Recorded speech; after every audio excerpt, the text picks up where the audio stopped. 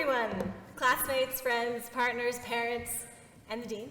Thank you all for coming here today. Today is our graduation from the 2014 MBA program at the Saïd Business School at the University of Oxford. Wow, that sounds cool.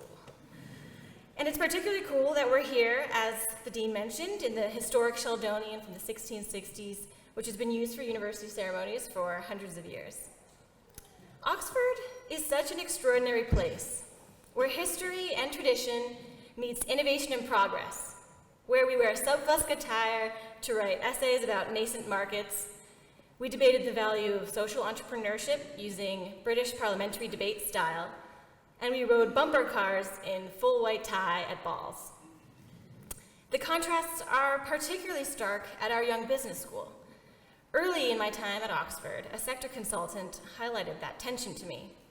She described the business school as a teenager, rebelling and causing friction with the older university, which was set in its ways. We discussed the potential of that friction and the wonderful opportunities that it sparked.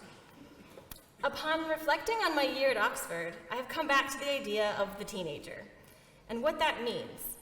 For starters, my classmates and I have been constantly taking selfies and always feeling FOMO, but it's more than that. Adolescents have lived and experienced the world, but not fully faced the complex realities of adulthood. They're hungry for change, they think they know everything, and they have a tendency to talk back. They're sometimes considered a nuisance by society, but at the end of the day, they'll usher in the next generation of innovation and progress. There are a couple of concepts in there which I think us MBAs can relate to. Why would a bunch of successful, functioning adults leave their homes, lives, and work for a whole year to do an MBA, many in a foreign country? While career change or progression is the most obvious answer, through many conversations and observations, I have come to understand that it was more than that. Just like a new adolescence, this experience has been both about exploration and self-discovery, reconnecting with our true individual passions, while also exploring the interests and passions of new friends and provoking debate among a global pool of brilliant thinkers. So there are three things about the adolescent experience which I think were remarkable and characterized our time here at Oxford. And that's optimism, establishing identity, and building relationships. So in terms of optimism, before I came to Oxford, I had never met a banker who wanted to end poverty. I had never met a soldier who was passionate about social change. I had never met a teacher who could perform the entire Napoleon Dynamite dance. This group has demonstrated the absolutely irrational ambition levels of a bunch of teenagers. And you know what? That's why we'll change the world. Our professors, they shared with us the tools, a few words of wisdom, and their senses of humor.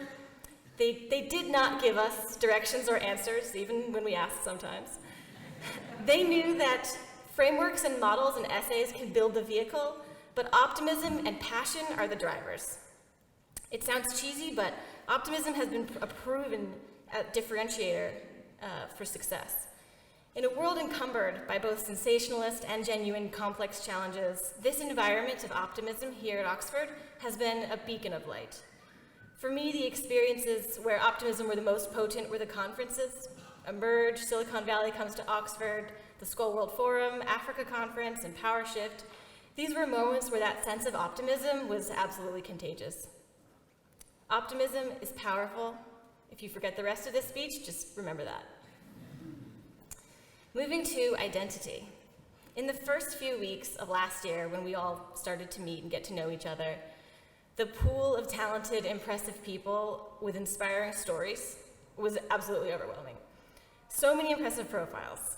The NASA engineer, the Rhodes Scholar, the Estonian entrepreneur, the hipster and the consultant.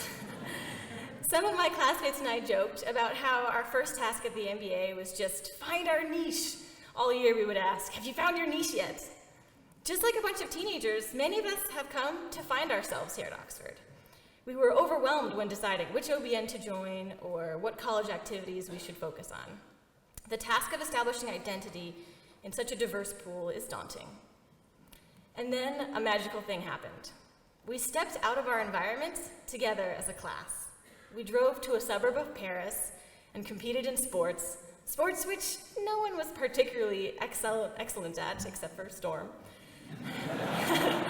And we killed it. That is who we are.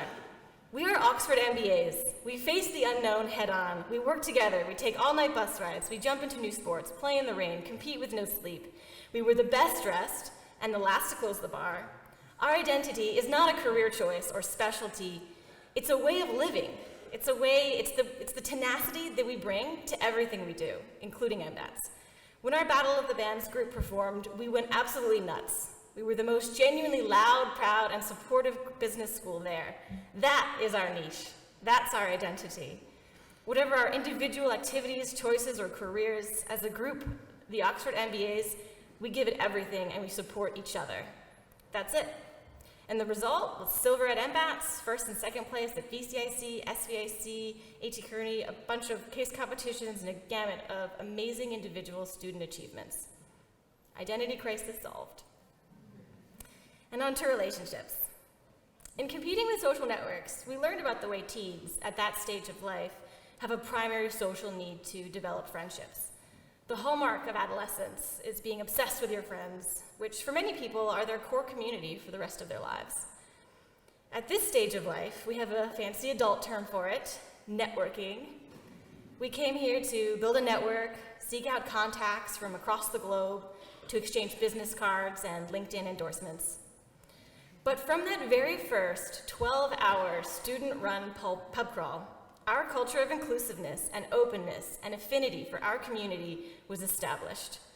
With Diwali, Chinese New Year, sake nights, SBS Got Talent, Alete, and tons of balls and treks organized by so many different students, it has been collectively decided that this means more to us than business.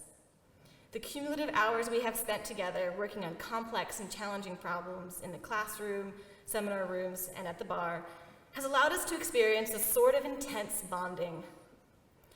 When Stefan Chambers told us in the beginning of the year to look to our left and right and say that these would be the people we would call in 10 years in a crisis, I wasn't so sure.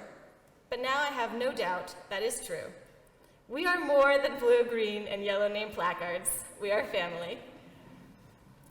I just want to close with a little story about one of my most memorable experiences here at Oxford. At MBATS, the Oxford girls played soccer in the rain one morning on a pitch next to the Oxford boys playing rugby. I was racing for the ball, I ran into an opponent, and we both fell. As I pulled up my body from the ground, I knew something wasn't right. It hadn't happened before, but I could feel that I had dislocated my shoulder. Why me? Why now? I thought to myself as I called for help. And then I looked up. My classmates had gathered around me. Patch, Rosa, Allison, Kajal, Natasha, Dean, Kate. I looked into their faces, and they were as scared as I was. As the pain of my disfigured muscles set in, I could see in their eyes, they felt it too. From this day forward, all of the highs and successes we experience as individuals, we also share together. And when we face challenges or setbacks, small or great, we also face those together. So with the support of my 247 new family members, my shoulder's doing just fine. It's stronger than ever. But promise me today, all of you, that you will not forget the adolescent spirit of your time here at Oxford. As an Oxford MBA graduate, carry forward your infallible optimism, your identity as tenacious Oxonians, and above all, the deep friendships you made here. Simply, together, we'll go farther. So, world-scale problems are waiting to be solved. Go forth and wreak havoc.